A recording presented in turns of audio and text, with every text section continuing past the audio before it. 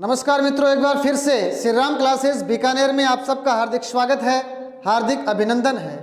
तो हम इससे पहले प्रतिशत पढ़ रहे थे। अब प्रतिशत बहुत बड़ा विशाल टॉपिक है। हमने प्रतिशत का बेसिक डिस्कस कर लिया है। कुछ एग्जाम्स भी हमारे राजस्थान में आने वाली है, ग्राम सेवक वगैरह है। तो हम कोर्स का ध्यान रखते हुए एक नया टॉपिक शुरू कर रहे हैं, अनुपात समानुपात, रेशियो एंड प्रपोर्शन। तो सबसे पहले एक खूबसूरत मोटिवेशनल कोटेशन से हम आज के सेशन का शुभारंभ करेंगे। मित्रों, किसी ने कहा है कि आप खामोश होकर के मेहनत करें, और इसी खामोशी के ऊपर मुझे लाइनें याद आती है कि परिंदों से न पूछो उनकी ये मंजिल, परिंदों से न पूछो उनकी ये मंजिल, ये उनके फैले हुए पंख बोलते हैं। अक्सर वही लोग रहते हैं खामोश दुनिया में, जिनके ज़माने में हुनर बोलते हैं, जिनके ज़माने में हुनर बोलते हैं। तो आपको खामोश होकर के मेहनत करनी है और बहुत ही सकारात्मक परिणाम घर वालों को देना है। तो ये बात हमेशा आप ध्यान रखेंगे। अभी तो आपने तैयारी शुरू करी है, याद रखना, परिंदों ने उड़ान भरी है, परिंदों ने उड़ान भरी है, परों का इम्तिहान अभी बाकी है। अभी तो बहुत सारी लड़ाइयाँ लड़नी है आपको, इसलिए परिंदों ने उड़ान भरी है, परों का इम्तिहान अभी बाकी है। अभी तो जीती है चंद पहाड़ियाँ, अभी तो सारा आसमां बाकी है, अभी तो सारा आसमां बाकी है। तो लीजिए आज का सेशन हम शुरू करते हैं। तो अनुपात समानुपात बहुत ही इंपॉर्टेंट टॉपिक है, मतलब गणित की रीढ़ कह सकते हैं इसको, अनुपात समानुपात को। तो चलिए सबसे पहले हम मतलब समझते हैं। अनुपात का मतलब क्या होता है? देखो, हम पढ़ रहे हैं अनुपात समानुपात।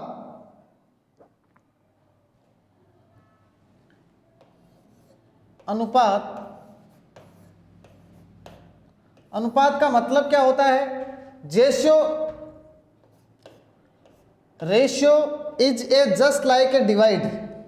तो अनुपात का मतलब, पहले मैं इसकी परिभाषा समझा रहा हूं। अनुपात का जो मतलब होता है वो डिवाइड होता है। डिवाइड का मतलब क्या होता है? भाग होता है। Ratio is a just like a divide. अनुपात का मतलब क्या होता है? भाग होता है। इस बात का मतलब क्या है? जैसे आपने लिखा x अनुपात y लिखा, इसको क्या लिख सकते हो आप डिवाइड के फॉर्मेट में? x बटा y लिखा जा सकता है। जैसे मैंने आपको सिखाया था, मैंने लिखा a अनुपात b इक्वल टू 6.6। बताओ इसको कैसे बदलोगे आप? इसको डिवाइड के फॉर्मेट में कैसे लिखोगे? a अपॉन b क्या लिखोगे? 66 बटा क्या लिख सकता हूँ? 10 लिख सकता हूँ। तो ध्यान रखना, कोई भी रेशियो होता है उसको डिवाइड के फॉर्मेट में लिखा जा सकता है। दूसरी बात, इधर देखो आप, जैसे आपने लिखा a अनुपात b 3:4, इसका फॉर्मेट क्या होता है? a अपॉन b, मतलब इनको डिवाइड के फॉर्मेट में लिखा जा सकता है। तो पहला पॉइंट यही है, ratio is a just like a divide. अनुपात का मतलब होता है भाग। अब अनुपात की डेफिनेशन क्या है वो मैं आपको समझाता हूं। ध्यान रखना, सजातीय राशियों के पारस्परिक संबंध को हमेशा ही अनुपात कहा जाता है। तो अनुपात की डेफिनेशन क्या है? देखो, अनुपात का मतलब क्या है? सजातीय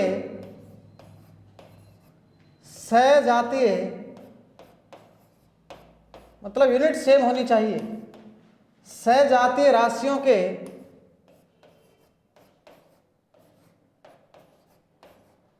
पारस्परिक संबंध को, सजातीय राशियों के पारस्परिक संबंध को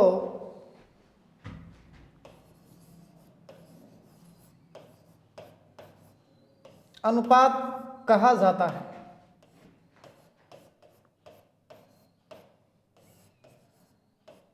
इसका मतलब क्या है? जब भी आप कोई रेशियो निर्मित करोगे तो सजातीय राशियां होनी चाहिए, मतलब यूनिट सेम होनी चाहिए। यूनिट सेम का मतलब जैसे मान लो ये ए है, ये बी है, तो इनका रेशियो तभी संभव है अगर ए समय है तो बी भी क्या होना चाहिए, समय होना चाहिए।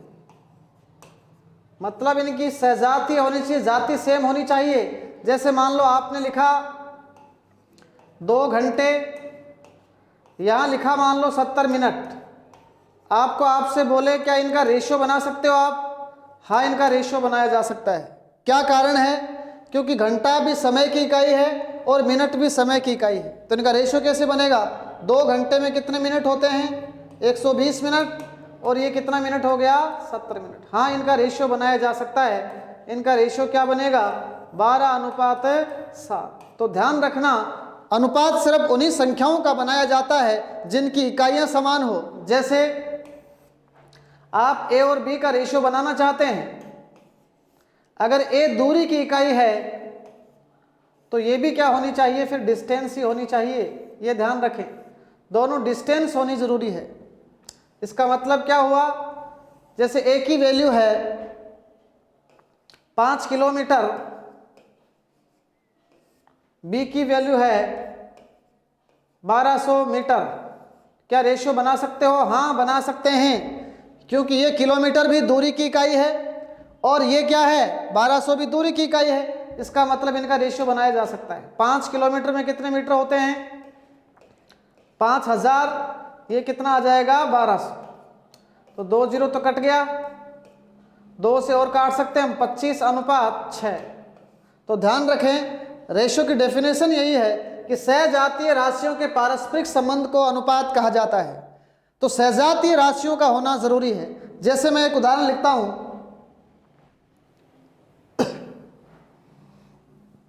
आप बताइए इनका रेशियो बना सकते हो क्या आप? जैसे ये ए है, ये बी है, मैंने यहां पर लिखा 7 किलोमीटर,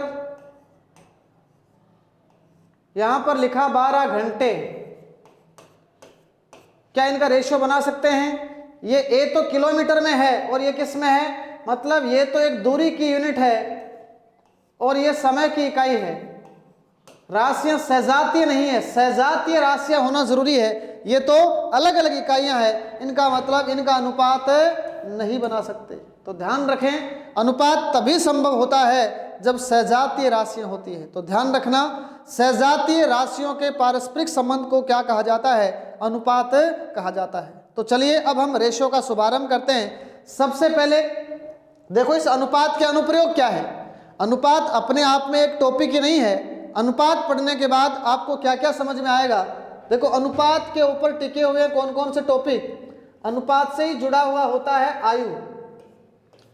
जब आप अनुपात को ढंग से पढ़ोगे, उसके बाद में मैं आयु पढ़ाऊंगा। एज से संबंधित जितने भी प्रश्न आते हैं उन सब में अनुपातों का ही प्रयोग होता है। इसके अलावा गणित में एक टॉपिक होता है साझा, जिसको बोलते हैं पार्टनरशिप। साझा, इसको पार्टनरशिप कहा जाता है, पार्टनरशिप। ये भी एक अनुपात का ही पार्ट है। इसके बाद में गणित में एक टॉपिक होता है मिक्सचर एंड एलिगेशन, मतलब मिश्रण और मिश्रण, मिक्सचर। ये भी किसका पार्ट है? अनुपात का। तो अनुपात अपने आप में महत्वपूर्ण तो है ही, इसके अलावा ये जो 3 टॉपिक अगर आपको गहराई से पढ़ने हैं तो सबसे पहले अनुपात को आपको बारीकी से पढ़ना होगा, उसकी हर चीज को ढंग से समझना होगा। तो चलिए अब हम टाइप 1 से अनुपात को शुरू कर रहे हैं। तो टाइप 1 देखिए आप, पार्ट 1 का मतलब है टाइप 1। टाइप 1 में क्या आता है? अनुपातों को मिक्स कैसे किया जाता है, अनुपातों का एकीकरण कैसे किया जाता है, अनुपातों को संयुक्त कैसे किया जाता है, ये बात मैं आपको समझाने का प्रयास करूंगा। इधर देखो, मिक्स अनुपात या संयुक्त अनुपात बनाना। तो संयुक्त अनुपात बनाना मैं आपको सिखाता हूं। संयुक्त अनुपात मतलब मिक्स्ड रेशियो, इसके ऊपर हम किस तरीके के सवाल करेंगे। देखो संयुक्त अनुपात कैसे बनाते हैं, क्वेश्चन नंबर 1 से हम छोटे छोटे क्वेश्चनों से पहले आपका लेवल बढ़ाने का प्रयास करेंगे। जैसे आज का क्वेश्चन नंबर 1, मैंने छोटा सा प्रश्न लिखा, A अनुपात C है 5:7 है। मैंने लिखा B अनुपात C 9:4। आपको पूछा जाएगा कि बताओ A अनुपात B अनुपात C क्या है। इस तरीके का प्रश्न पूछा जाएगा। तो इन सवालों के करने के देखो कितने सारे तरीके होते हैं। सबसे पहले पहला तरीका आप देखो इनको कैसे करते हैं। इधर देखो, सबसे पहले दोनों में कॉमन कौन है उसको ढूंढ लो। बताओ कॉमन कौन है। देखो यहाँ A C है, यहाँ B C है, दोनों में कॉमन कौन है, C यहाँ भी और यहाँ भी। जो दोनों में कॉमन होता है उसको बीच में लिख लो। देखो C को कहाँ पर लिखेंगे, बीच में। जो दोनों में कॉमन होता है उसको मिड में लिखते हैं, तो C आ गया मिड में। अब आगे पीछे आप किसी को भी लिख सकते हैं, इससे कोई फर्क नहीं पड़ता। तो बताओ इधर क्या आएगा फिर A, इधर क्या आएगा B। आपको करना क्या है, मिड में हम उसको लिखेंगे जो दोनों में कॉमन होता है। तो दोनों में कॉमन C है। अब देखो क्या करेंगे हम, A अनुपात C, यहां से चलो A अनुपात C, तो कितना आएगा बताओ 5:7। उसके बाद आगे बढ़ो B अनुपात C। अब देखो B अनुपात C है और यहाँ क्या है C अनुपात B, तो यहाँ C से शुरू करेंगे। C कितना आगे है 4, देखो C है रहा 4, तो यहाँ आएगा 4:9। अब जो जगह खाली रहती है ना वो दाएं बाएं से भर दो। देखो खाली जगह कौन सी है, यहाँ पर ये जगह खाली है। जो जगह खाली रहती है वो लेफ्ट राइट से भरेंगे। लेफ्ट राइट का मतलब या तो इधर या इधर। तो इसके पास में कौन है 7 लिख दो। एक ये जगह भी तो खाली है, लेफ्ट राइट, इसके पास में कौन है 4। मतलब जो जगह खाली आपको दिखती है उसको या तो भरना है दाएं से, मतलब या तो उसके दाएं नजदीक देखो, या तो दाएं नजदीक या बाएं नजदीक। जो भी दाएं बाएं नजदीक दिखे, जैसे ये जगह खाली है इसके नजदीक कौन है 7, ये जगह खाली है इसके नजदीक कौन है 4। लेफ्ट राइट देखते हैं और फिर क्या करते हैं, इनको गुणा कर देते हैं। देखो A की वैल्यू क्या है 5 × 4 20, C की वैल्यू क्या है 28 और B की क्या है 9 7 23। अब आपको क्या पूछा गया बताओ, A अनुपात B अनुपात C पूछा गया है, तो आंसर क्या लिखेंगे। देखो आपको पूछा गया है A अनुपात B अनुपात C, ये पूछा गया है। तो A कितना है बताओ, यहाँ पर A की वैल्यू तो 20 है, तो A की वैल्यू आ गई 20। B की वैल्यू कितनी है 63 और C की वैल्यू कितनी है 28। यही क्या आ गया, A अनुपात B अनुपात C आ गया। तो ये तो इसका फर्स्ट मेथड होता है। क्या किया मैंने, जो दोनों में कॉमन होता है उसको तो कहाँ लिख लेते हैं बीच में, बाकी को हम जो जगह खाली रहती है उसको दाएं बाएं से भरते हुए सवाल को सोल्व कर लेते हैं। चलिए इसका दूसरा मेथड और बताता हूं। देखो दूसरा मेथड इसका क्या है उसको आप ध्यान से समझने का प्रयास करें।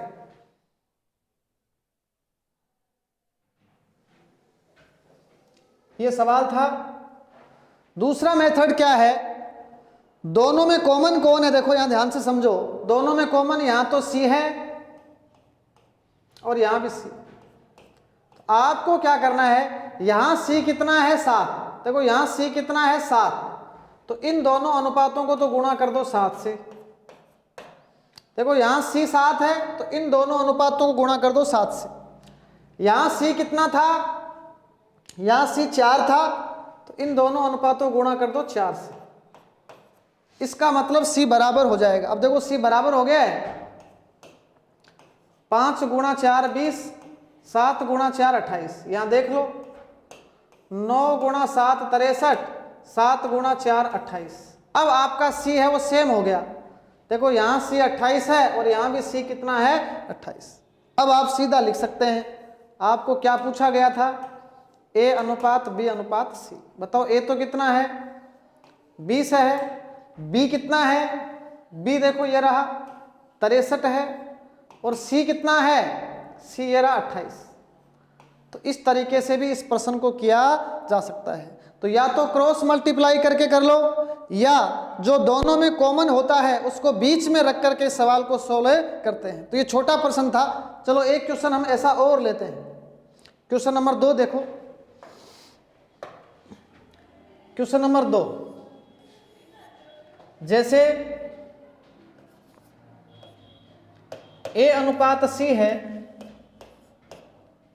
5 अनुपात 9 है मान लो, कोमा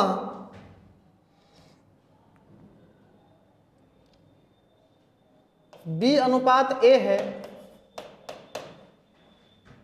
वो है 7 अनुपात 4। आपको निकालना है कि A अनुपात B अनुपात C क्या होगा, ये बताना है। तो सबसे पहले पहला तरीका मैंने क्या बताया आपको, इधर देखो कॉमन कौन है बताओ, जो दोनों में कॉमन है, A यहां पर भी है और A यहां पर भी। मेथड 1 देखो आप, जो दोनों में कॉमन है A को लिख लो बीच में, बस A की पोजीशन क्या होनी चाहिए, फिक्स होनी चाहिए, बस A आएगा मिड में। अब इधर किसी को भी लिख लो। अब देखो लिखने का भी तरीका होता है, जैसे ये क्या है B अनुपात A है, तो A बाद में है ना, तो B को पहले लिख लो, और यहां क्या आ जाएगा, आप इस तरीके से इनको व्यवस्थित कर लो। तो B अनुपात A सीधा है, देखो B अनुपात A कितना है 7 अनुपात 4 है। फिर A अनुपात C कितना है 5 अनुपात 9 है।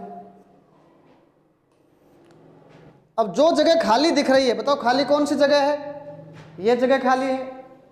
इसके नजदीक में कौन आएगा बताओ, 4 आ जाएगा। ये जगह भी खाली है, इसके नजदीक में कौन आएगा 5। मतलब जो जगह खाली होती है उसको दाएं बाएं से भर देते हैं। इधर देखो तो B कितना है 7 गुणा 5 35, A कितना है 20 और C कितना है 36। सवाल सोल्व हो गया। अब क्रम से लिखना है, बताओ क्रम क्या होगा इनका, चलो क्रम से बता देता हूं। आपका आंसर क्या है, हमें पूछा गया है A B C, तो पहले A लिखेंगे, तो A तो है 20, बाद में B लिखेंगे, B कितना है 35, और C लिखेंगे कितना 36 आ जाएगा। इसके बाद दूसरा तरीका मैंने क्या बताया था, देखो ये तो पहला तरीका है।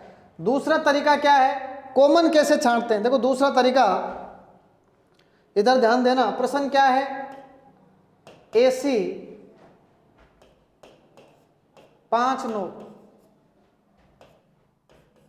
और BC, थोड़ा सा इधर लिख देता हूं, देखो AC 5 9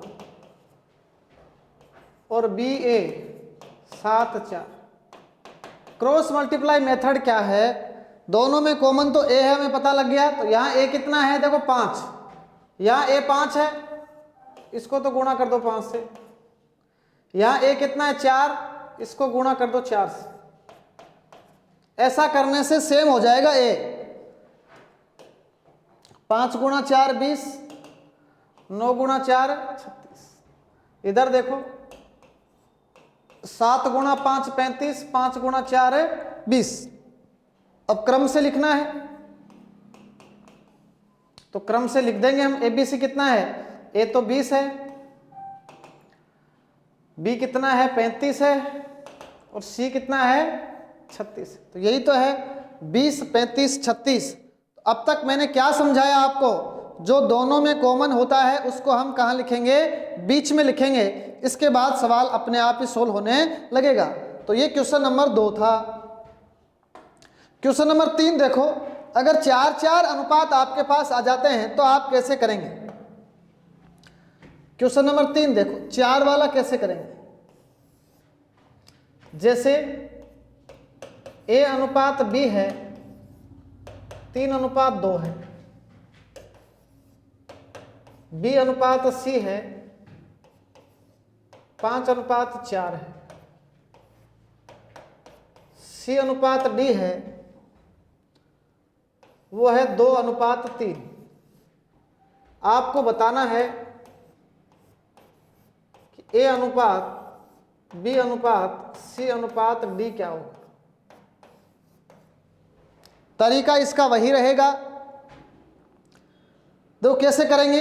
सबसे पहले तो लगातार आ रहे हैं, देखो लगातार A/B, B/C, C/D लगातार आ रहे हैं। आपको यह भी पूछा जा सकता है कि A/D क्या होगा।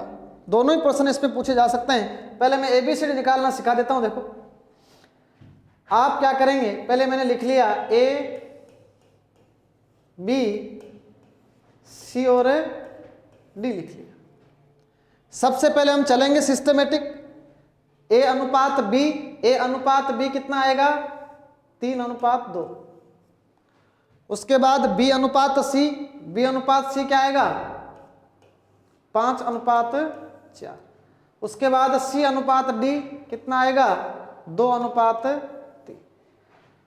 बस अब तो हमें क्या करना है, सिर्फ खाली जगह भरनी है। खाली जगह कैसे भरेंगे बताओ। ये दोनों जगह देखो खाली दिख रही है ना, ये दोनों जगह खाली। इसके लेफ्ट राइट में नजदीक में 2 है तो दोनों जगह 2 आएगा। एक जगह ये खाली है, इसके नजदीक में कौन है 4 है। एक जगह ये खाली है, इसके नजदीक में क्या है 5 है। 2 जगह देखो ये नीचे खाली है। मतलब इसमें करना कुछ नहीं होता, जो खाली जगह होती है वो दाएं बाएं से भर देते हैं और बाद में गुणा कर देते हैं। अब तो गुणा करना है। देखो A कितना आएगा 3 × 5 15, 15 दूना 30। B कितना आएगा 5 × 2 10, 10 × 2 20। C कितना आएगा 4 दूना 8, 8 दूना 16। D कितना आएगा 4 दूना 8, 8 तिया 24। अब अनुपातों का एक नियम होता है, अगर सभी अनुपात कटते हैं तो उनको किसी संख्या से काटा जा सकता है। किससे कट रहे हैं बताओ। ये 2 से कट रहे हैं तो 2 से काटो। ये 15 बार कट जाएगा, ये 10 बार कट जाएगा, ये 8 बार कट जाएगा और ये 12 बार कट जाएगा। तो काटने के बाद इसका आंसर आ जाएगा ये। तो A/B/C/D क्या आएगा 15:10:8 क्या आ जाएगा 12 आ जाएगा। कई बार प्रश्नों में क्या होता है फर्स्ट और लास्ट भी पूछा जा सकता है। देखो फर्स्ट और लास्ट पूछे तो हम डायरेक्ट भी ज्ञात कर सकते हैं। अगर आपको पूछा जाता, देखो अब इसी प्रश्न में समझा रहा हूं, अगर आपको ये पूछा जाता कि A/D बताओ तो A/D कैसे आता। पहले A कितना है इसका फर्स्ट क्या है 15 और D लास्ट क्या है 12। अब इसको काट लो आप 3 5 15 तो कितना आ गया आंसर 5:4 आ गया। फर्स्ट और लास्ट पूछे तो इस तरीके से करेंगे। अब देखो फर्स्ट लास्ट का एक तरीका और है। इसी प्रश्न में आप देखो, यह आपने नोट कर लिया होगा। फर्स्ट और लास्ट का एक तरीका इसमें और लगाते हैं। वो तरीका कब लगाते हैं जब संख्याएं लगातार चलती है। ध्यान रखना लगातार का मतलब यहाँ A है उसके बाद में B, फिर किससे शुरू करेंगे B C, फिर C लास्ट में है तो CD। तो हम फर्स्ट और लास्ट डायरेक्ट ज्ञात कर सकते हैं। तो कैसे, आप इनको ध्यान से लिख के देखो। ये क्या है A/B है, गुणा करो इसको। ये क्या है B/C है, गुणा करो आगे। ये क्या है C/D। तो इनको ध्यान से देखो आप, ये B से B कट रहा है और C से C भी तो कट रहा है। तो क्या बचा सिर्फ A/D तो बचा, मतलब ये A/D सीधा बच गया। इसका मतलब क्या हुआ, इनको सब अनुपातों को गुणा कर दो। ये गुणा ही तो हो रहे हैं A/B, B/C, C/D। आप क्या करेंगे 3/2 गुणा 5/4 गुणा 2/3 और इससे सीधा आंसर आ जाएगा। देखो 3 से कट गया 3, 2 से कट गया 2, तो कितना आ गया बताओ 5/4। यही तो आया था 5:4। तो फर्स्ट और लास्ट कई बार डायरेक्ट पूछा जाता है, तो आप इन अनुपातों को आपस में गुणा करेंगे तो हमें फर्स्ट और लास्ट रेशियो मिलता है। बात समझ में आपके आई होगी। एक क्वेश्चन से हम इसको और समझने का प्रयास करते हैं। क्वेश्चन नंबर 4 देखिए आप।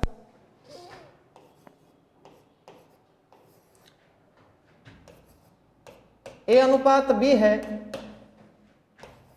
2:3, C अनुपात B है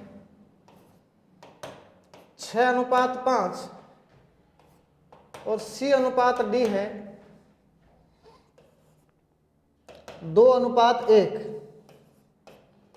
आपको ये बताना है कि A अनुपात B अनुपात C अनुपात D क्या होगा, और आपको बताना है A अनुपात D क्या होगा।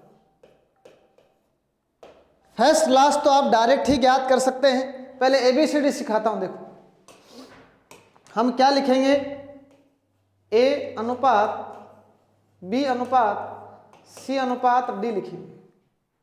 तो पहले शुरू हो जाओ। AB कितना दिया हुआ है 2:3, B अनुपात C। अब देखो यहां सवाल को घुमा दिया, यहां उल्टा लिख दिया इसने, बस यही गलती बच्चे करते हैं। यहां आएगा तो B अनुपात C, देखो B से शुरू करेंगे, B अनुपात C, लेकिन ये तो C अनुपात B है, तो आपको क्रम उल्टा करना पड़ेगा। ये 6:5 है, यहां क्या आएगा, यहां पर आएगा 5:6। आगे C अनुपात D, देखो इसका क्रम तो ठीक है 2:1। अब आपको क्या करना है, खाली जगह भरनी है। बताओ ये जगह खाली है तो यहाँ क्या आएगा 3 आएगा, यहाँ भी 3। ये जगह खाली है, यहाँ क्या आएगा 6 आएगा। ये जगह खाली है, यहाँ क्या आएगा 5 आएगा। ये जगह भी खाली है, यहाँ 2 आएगा, यहाँ भी 2 आएगा। अब करना क्या, गुणा करना है बस। A का मतलब 2 × 5 10, 10 × 2 20। B का मतलब 5 × 15, 15 दूना 30।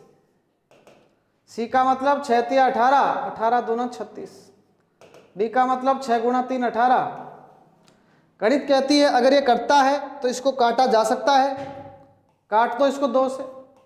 10 15 18 और 9, यही इसका आंसर आ जाएगा। एक आपको क्या पूछा गया है, फर्स्ट और लास्ट। फर्स्ट और लास्ट का रेशियो कितना है 10:9। देखो फर्स्ट और लास्ट पूछे, उसका आंसर क्या आएगा, ए तो यहाँ पर 10 है, फर्स्ट लास्ट का आंसर क्या आएगा 10:9। फर्स्ट लास्ट तो 10:9 है, और ABCD क्या है ये। लेकिन अभी अभी मैंने बताया था फर्स्ट और लास्ट को आप डायरेक्ट भी लिख सकते हैं।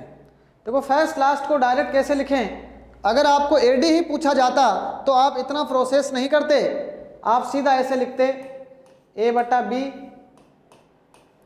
B/C, C/D। बस इनको काटना है। कैसे कटेगा देखो, A/B कितना है 2/3 गुणा, लेकिन ध्यान रखना यहाँ B/C है, ये तो C/B है, तो उल्टा लिख दो इसको 5/6, फिर C/D 2/1।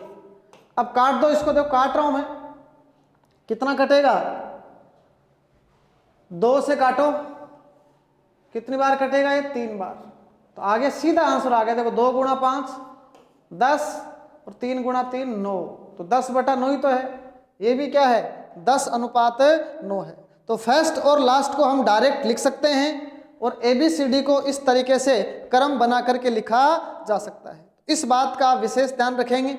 अब इसमें क्या हो सकता है, इसमें परसेंटेज भी आ सकता है, इसमें फ्रैक्शन भी आ सकती है। वो सारी चीज़ें मैंने आपको प्रतिशत में भी सिखाई थी, यहाँ मैं थोड़ा सा उसका यूज करना और सिखा देता हूँ। अभी हम बिल्कुल सिंपल पर्सन ले रहे हैं भाई। तो क्वेश्चन नंबर 5, अब मैं परसेंटेज का यूज करता हूँ। A है कोमा A B से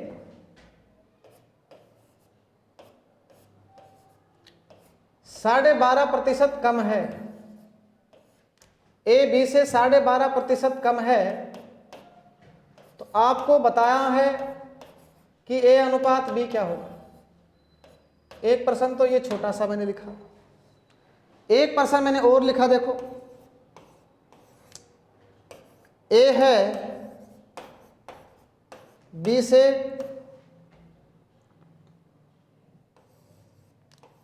18 से ही 3/4% अधिक है,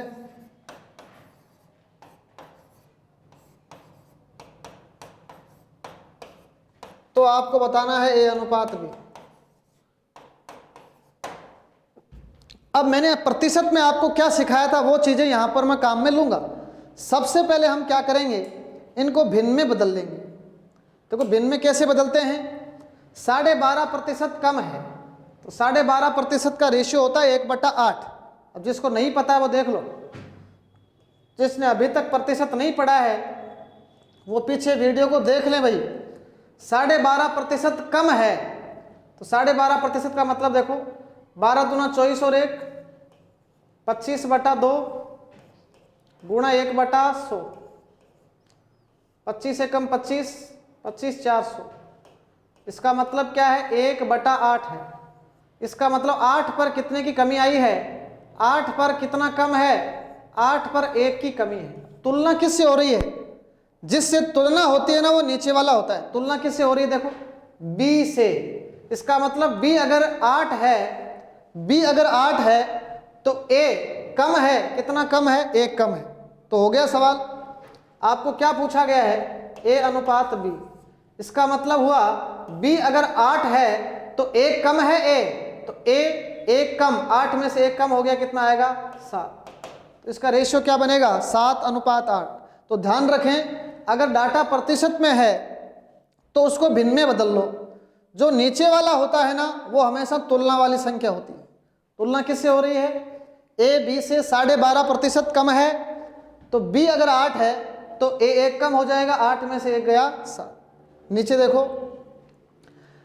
A B से 18.3/4% अधिक है तो 18.3/4% का रेशियो बनाओ। देखो कैसे बनाओगे, 18.3/4%, 18 चौक 72 और 3 75, तो ये हो गया 75/4, 1/100, 25 से काट दो, 25 तिया 75, 25 400, ऊपर तो है 3, नीचे 4 गुणा 4 16। इसका मतलब क्या है, 16 पर कितना अधिक है, 3 अधिक है। 16 पर 3 की अधिक का मतलब वृद्धि, 16 पर 3 की वृद्धि हुई है। इसका मतलब 16 कौन है, तुलना किससे हो रही है, B से। देखो यहाँ B से तुलना हो रही है। इसका मतलब B अगर 16 है तो A कितना अधिक है, 3 अधिक है। तो 16 और 3 कितना हो जाएगा, 19। तो जब भी आप A अनुपात B बनाओगे तो कैसे बनाओगे, B अगर 16 लेते हैं आप तो A 3 ज़्यादा है तो 16 और 3 कितना आ जाएगा, 19। तो यहाँ से आपने क्या समझने का प्रयास किया, कई बार जो डाटा होते हैं ना वो प्रतिशत में आते हैं, कम ज़्यादा। कम है तो ऊपर वाली संख्या घटा दो और ज़्यादा है तो ऊपर वाली संख्या जोड़ दो। देखो 8 में 1 गया 7, 16 और 3 19। लेकिन नीचे वाली संख्या क्या होती है, जो संख्या नीचे लिखी जाती है उससे हमेशा तुलना होती है और तुलना वाली संख्या नीचे होती है। तो देखो ये 6 प्रश्न हमने किए हैं। अब मैं इनका यूज करता हूँ। देखो अनुपातों में इनका यूज कैसे होता है वो आप समझे। एक सवाल से मैं इसको समझने का प्रयास करता हूँ। क्वेश्चन नंबर 7 देखो आप, ये देखो पॉइंट में भी आ सकता है। चलो एक पॉइंट से और समझाता हूँ। इधर देखो, कई बार डाटा पॉइंटों में आते हैं, जैसे A B से 66.66% अधिक है। A B से 66.66% अधिक है। तो आपको बनाना पड़ेगा A अनुपात B क्या होगा। एक सवाल मैंने समझाने के लिए नीचे और लिखा, जैसे मैंने लिखा A B से 33.33% कम है